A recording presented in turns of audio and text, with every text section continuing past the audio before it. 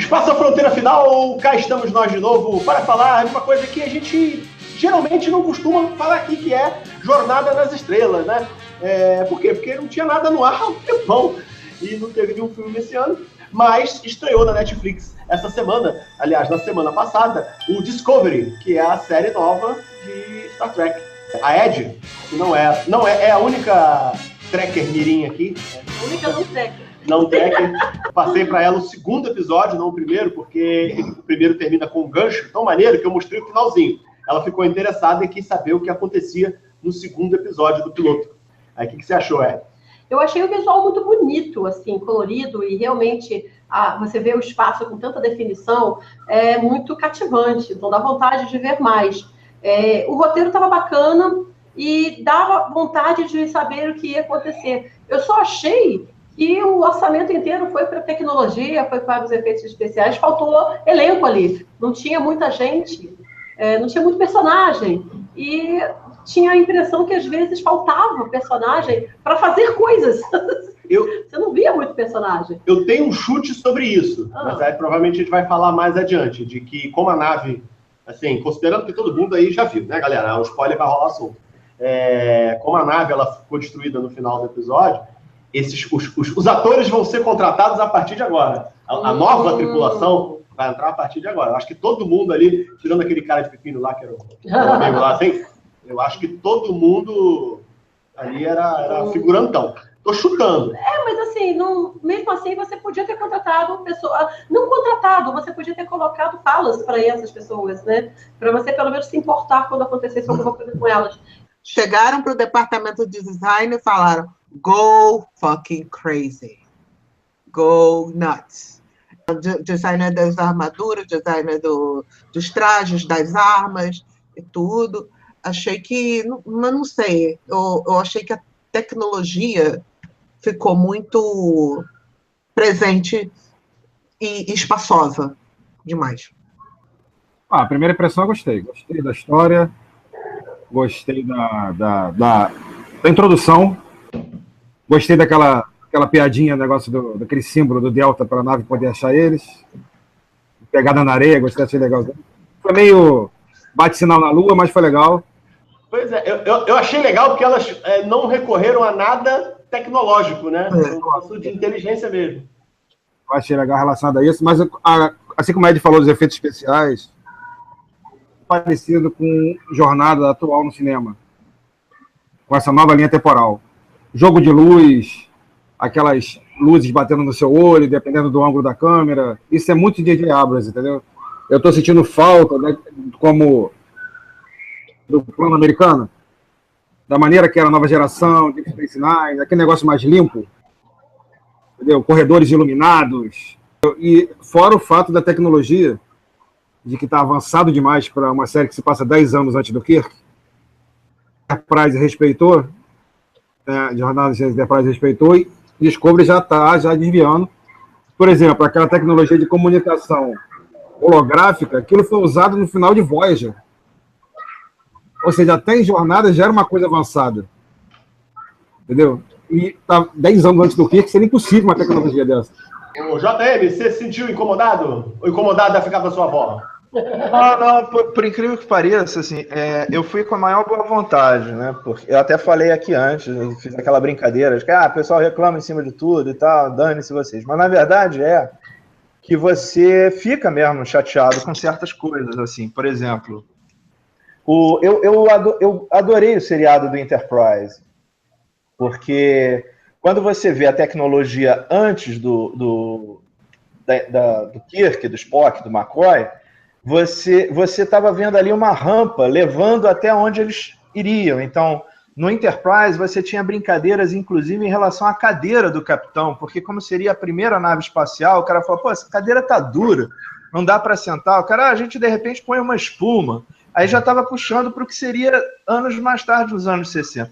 É lógico que você tem que abrir umas certas relevâncias, assim, uma certa liberdade poética, porque, por exemplo, o painel do Jornada nas Estrelas original era todo analógico. Então, hoje em dia não tem, você vai para o digital. Mas isso são coisas que todo mundo relevaria. Agora, o Carlos está absolutamente certo. O Jornada nas Estrelas, a frota estelar interplanetária, é baseada no conceito da frota naval americana. Então, as insígnias, os emblemas que cada um usa no uniforme, são um modo que eles têm de identificar de que nave aquele tripulante pertence. Aquilo não é, por exemplo, a bandeira dos Estados Unidos, todo mundo sob aquela bandeira.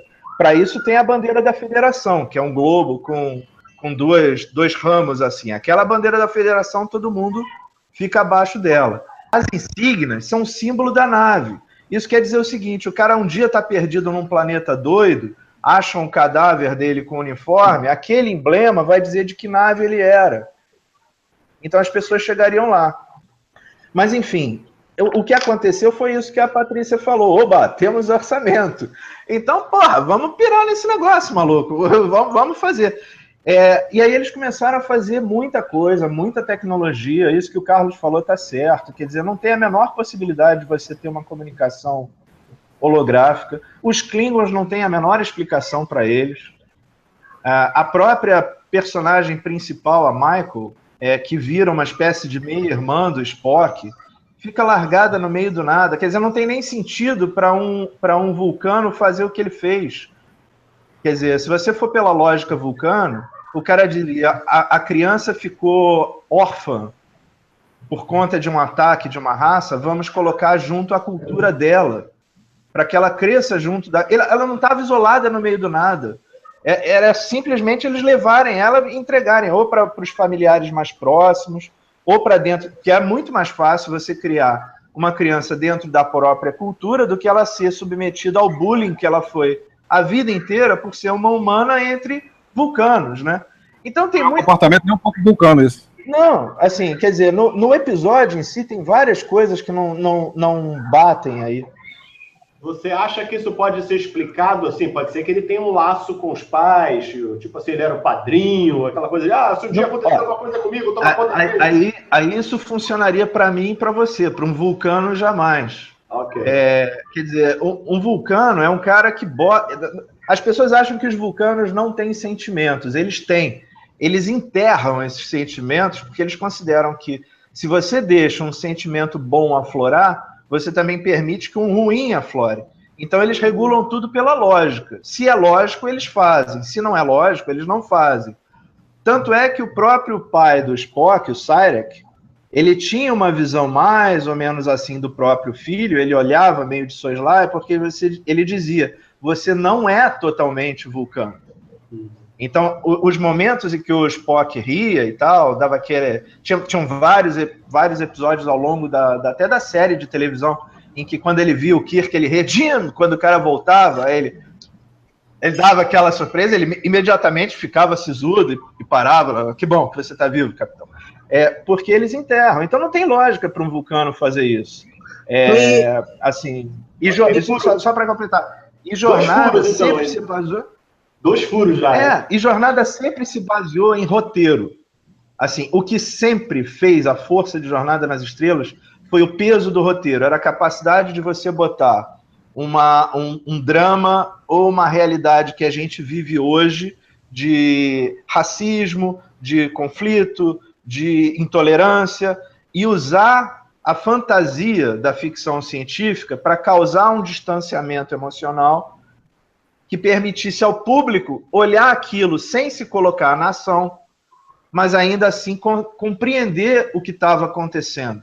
Então você aprendia que, por exemplo, você não poderia simplesmente detestar uma pessoa porque ela era de outra cor, né? Chega ao ponto de ter um episódio da série clássica e que você tem 2 personagens que brigariam a eternidade. Um era preto com branco e o outro era branco com preto. Era maquiagem. Aquilo ali você pegava uma maquiagem, pintava o rosto do ator ao meio e era o suficiente para você transmitir isso. E eles se odiavam, porque um era preto do lado esquerdo e branco do lado direito e o outro era o contrário. Quer dizer, então, não tinha efeitos especiais, era maquiagem. Aquilo ali você pegava uma maquiagem, pintava o rosto do ator ao meio e era o suficiente para você transmitir isso. Então, quando você vê uma série se basear muito em efeito especial, assim, em que o que todo mundo vai falar é a qualidade de como a nave se desloca no espaço, como a explosão acontece, quem é realmente aquele fã de raiz do Jornada fica um pouco triste. Okay. É bom porque ela está lá na televisão, mas a gente fica um pouco triste. Ok. Eu vou jogar uma coisa que eu fiquei remoendo ontem, que era assim, me corrija se eu estiver errado, os Klingons seria uma analogia à ameaça vermelha, né? Seria digamos assim, a União Soviética ou a Rússia, nos anos 60. Na verdade, era a Coreia. Nessa época, quando ele começou... Quando começou, o foco deles, a transposição imediata, eram os coreanos, né? Então, isso torna a minha análise mais sinistra ainda. Que nós tivemos, durante os anos 60, né, e 80, isso acontecendo. Os Klingons eram sempre os inimigos, eram sempre assim, aqueles detestáveis que estavam apurreando lá a Federação. Ao início dos anos 90, com a queda do Muro de Berlim, com a queda da União Soviética, a gente teve o filme que foi icônico, que foi o último filme da velha geração, né? Do Capitão Kirk e companhia, onde eles meio que faziam as pazes com os Klingons, porque o planeta dos Klingons explodiu, então você tinha ali uma coisa que até foi falada nos jornais na época, que era, eles iam fechar aquele ciclo com um paralelo do que acontecia no mundo real, que eram eles traçando um caminho de paz com os Klingons daqui para frente. E agora nós temos na televisão a volta dos Klingons como inimigos. Eles já chegam, né, se juntando ali para dar porrada na Federação, num momento em que, como o JR me lembrou, a Coreia está muito assanhada lá do lado dele. Isso é Ed Van Fel, isso é sem querer ou não existe coincidência? Não existe coincidência, tem alguma coisa aí. Acho que... eu acredito muito que as pessoas que escrevem, né, sejam roteiros, livros, que estão envolvidas com essa parte de arte, elas traduzem o que elas estão vendo ou sentindo naquele momento. E é impossível que as pessoas que escreveram esse roteiro não estejam imunes, né, quer dizer, estejam imunes à situação que a gente tem tido, não só dessa ameaça que seria a Coreia, mas da ameaça em geral de pessoas raivosas que estão prontas para que elas sejam elas precisam destruir todo o resto, que é o caso muito dos terroristas, né? Dos casos terroristas que a gente tem visto muito. Então, eu acho que essas pessoas que escreveram, com certeza, fizeram isso de propósito ou não, dentro delas elas sabem, e colocaram isso aí na série. Eu acho isso bacana, porque é uma maneira da gente entender através de metáfora, através de uma alegoria, através de uma história, interpretar um pouquinho o que está acontecendo no nosso mundo. Vocês acompanham essa minha viagem ou é simplesmente um delírio? Não. Olha, eu acho que está acontecendo em mais séries além do Jornada. O apavorante é que, por exemplo, a outra série do Bryan Fuller, que o Bryan Fuller também escreve, porque isso foi escrito, bota 3 anos aí, entendeu? Foi há 3 anos atrás. Então, o Deuses Americanos, que é outra série do Bryan Fuller, que é extremamente pertinente a esse período da América, que é aquela coisa, aquela briga, peraí, a gente não quer nada a gente quer voltar para a nossa raiz, a gente quer voltar para... Chega de tolerância. A Deuses Americanos tem muito disso, e os autores conversando com os jornalistas, falaram assim, a gente via que a série está pertinente e a gente dava tudo para que não tivesse. Se a série não fizesse sucesso e o mundo tivesse ido para outro canto, a gente ficava mais feliz. O Homem do Castelo Alto, os personagens falaram a mesma coisa, que é aquela volta do... um nazismo que as pessoas estão confortáveis, né? Aquela. Aí ele falando assim, isso foi escrito há 4 anos atrás, e eu trocava todo o sucesso da série para que não fosse tão pertinente hoje. O Jornada, ele era uma espécie de farol, né? Porque enquanto a gente está... Vocês têm que imaginar que, por exemplo, o Jornada nas Estrelas é criado nos anos 60, com a América saindo da Guerra da Coreia, com aquele belicismo todo ainda muito presente na cabeça das pessoas da Segunda Guerra Mundial, com a ameaça do Império Russo, né? da União Soviética. A série estreia em 66, então você tem, poucos anos antes, você tinha tido o conflito da Baía dos Porcos, em que o mundo praticamente, os famosos 13 dias que o mundo quase acabou, né? Porque a gente esteve à beira de uma catástrofe nuclear ali. E de repente você tem uma série na televisão que quer dizer o seguinte: olha, ok, a gente é muito ruim mesmo, a gente tem falhas, a gente é egoísta, a gente é racista, a gente é preconceituoso, a gente é isso, aquilo, mas olha só, daqui a 300 anos, se a gente fizer tudo direitinho, olha como o mundo pode ser, olha como as coisas podem funcionar. A Jornada era um seriado em que simplesmente não tem dinheiro. Isso é uma coisa que pouca gente sabe, mas não existe dinheiro no mundo do Jornada nas Estrelas.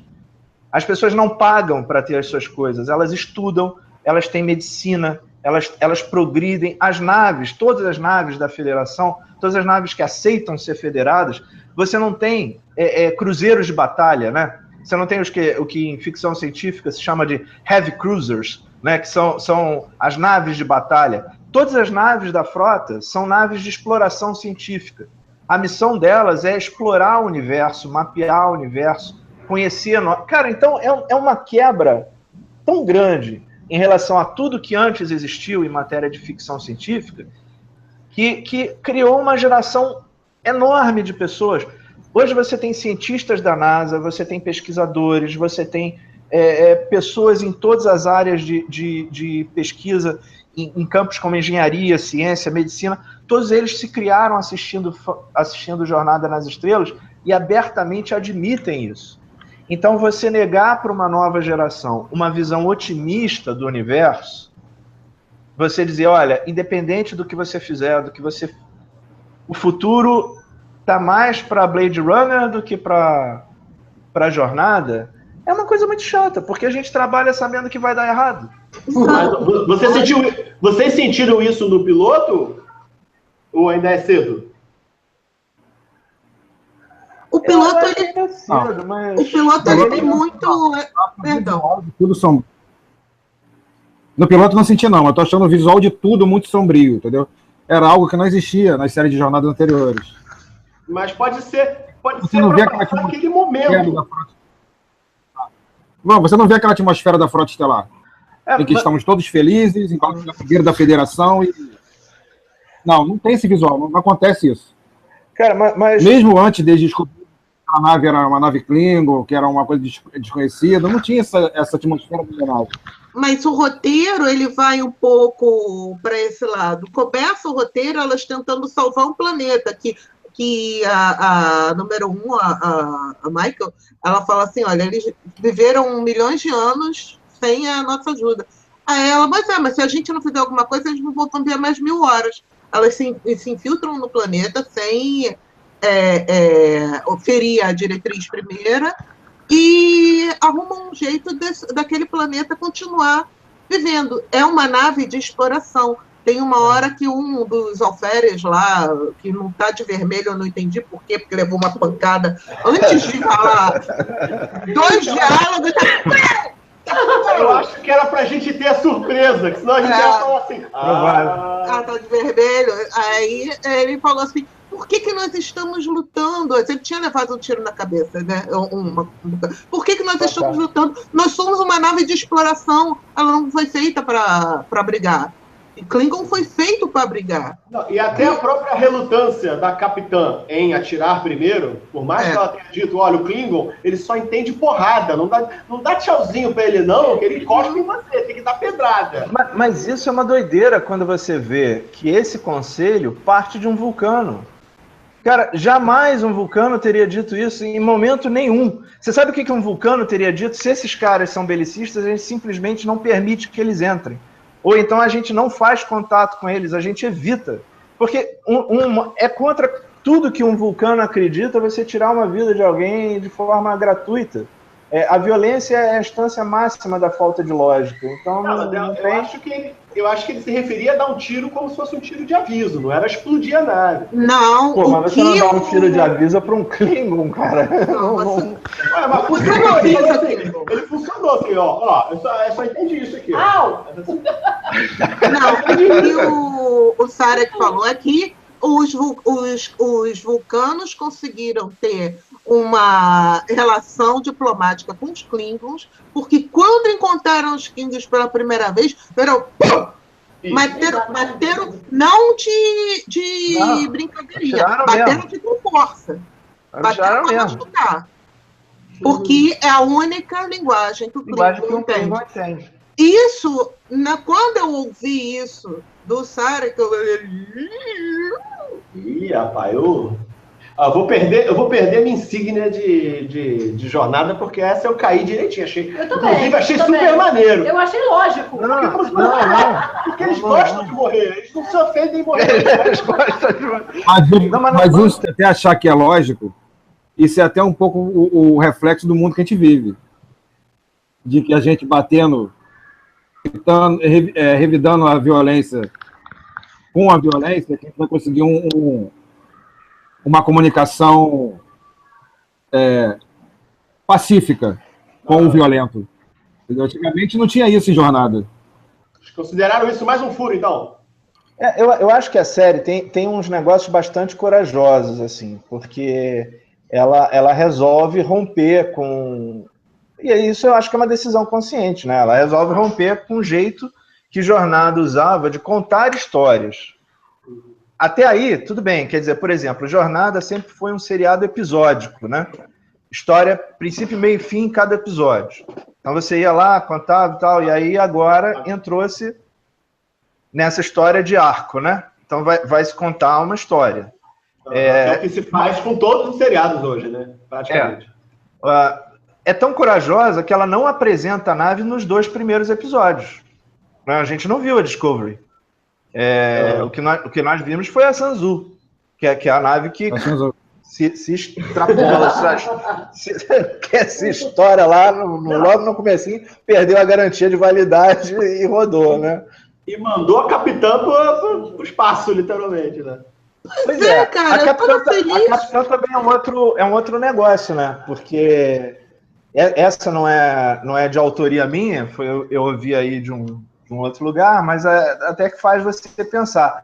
Sem corpo, não tem morto, né? Então, assim, apesar de ter sido esfaqueada lá por um Klingon, apesar do corpo estar numa nave Klingon e o cacete A4, ninguém viu ela morrer, bater caçuleta, subir aquele fantasminha do Pac-Man, ninguém viu, né? Então, não sei se ela não volta depois. Não tinha mais sinal vital. Às vezes estava tão fraquinho, né? Isso para a jornada não é muito problemático, não. Assim, um dos furos que o Renato viu e que eu não tinha visto no começo da sequência, mas quando eu vi a sequência acontecendo, eu falei, ok, isso foi idiota. Foi realmente num momento assim, olha só, a gente acabou de encontrar um povo bruto, grosso, mais grosso que parede de igreja, que vai te bater até você morrer, não importa o motivo, não tem motivo, ele vai te bater. Aí... Tá bom, aí a gente conseguiu dar um jeito de se infiltrar nessa nave para pegar o líder desse povo bruto e levar de prisioneiro. Quem nós vamos mandar? Eu! O Chapolin Colorado! Nós vamos mandar as 2 principais em comando, para que essa nave fique completamente sem cabeça. Assim, então eu achei aquilo... Gente... Não, peraí. Não, é completamente doido. Você que está chegando agora e não sabe do que a gente está falando. O que você acha? Você pode mandar 2 mulheres para fazer o trabalho de um Capitão Kirk? Desculpa, mas... Ricardo acaba de arrepender de ter entrado nesse. Essa pergunta não faz sentido. Isso é lógico. Politicamente correto, maldito. Vamos lá. Ricardo, vamos para as considerações finais do Discovery. E a gente queria saber o que é que você não gostou, o que é que você gostou a ponta de positivo e o que é que você a ponta de negativo do Discovery. Eu não sei, porque eu queria que fosse as séries que a Netflix põe inteira no ar para a gente poder ter uma noção inteira. Acho que 2 é pouco. Porque a gente está adentrando num território novo. Isso é Star Trek de Netflix. Ele tem uma estrutura diferente das outras séries. Das outras séries dessa franquia. Então, não só a gente está vendo que já vai ter uma história mais fechada, coisa que isso aconteceu, por exemplo, em Enterprise teve uma temporada que teve um arco inteiro de temporada. Foi a primeira vez que Star Trek teve um arco inteiro. mesmo que a partir da nova geração você começasse a ter mais episódios, era uma coisa um pouco mais isolada. E a forma como termina o segundo episódio deixa você completamente sem saber como é que vai ser dali por diante, né? Eu já estava desconfiado que alguma coisa ia acontecer a partir do momento que eles só estavam realmente apresentando 3 personagens. Os outros eram figurantes. Eu falei, vai dar merda isso aí. Alguma coisa vai acontecer. Aconteceu, deu merda. Então, eu gostei, mas eu queria ter continuado vendo, entendeu? Para ver no que aquilo ia dar. Eu achei interessantíssimo, adorei a ideia de uma humana criada por vulcanos. Eu detestei a ideia de que fosse... Eles insistem no Sarek, cara. Sarek não é uma pessoa legal, entendeu? Não é porque ele é vulcano que ele é frio. Não, ele, para um vulcano, ele é frio. Então, assim, na série esse reboot nos filmes, né? Você vê aquele pai legal que o Sarek era naquela realidade, entendeu? Assim, isso é impossível, aquilo não é Sarek. É um sujeito que fez o Spock se sentir profundamente rejeitado pela metade humana dele.